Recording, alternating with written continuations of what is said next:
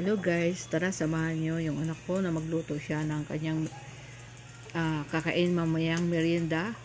Ang lulutuin niya yung slice bread na nakalagay lang sa ref na hindi pa ayaw nilang kainin pag hindi nila lulutuin ng ganitong luto.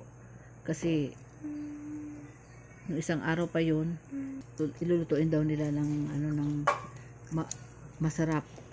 Kaya ganyan ang ginawa nila. Ang kailangan lang pala lang dyan guys ay yung egg, isang egg, tapos i-shake, tapos yan inipira-piraso nila yung tinapay, tapos ayan nilagay sa egg, tapos pagkatapos nila sinawsaw sa egg, yan piniprito nila.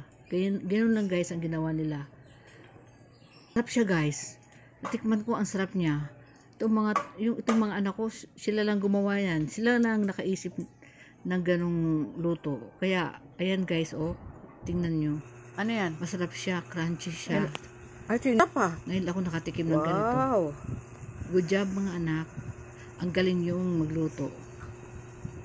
Sarap Yun lang naman guys. ito. Enjoy watching.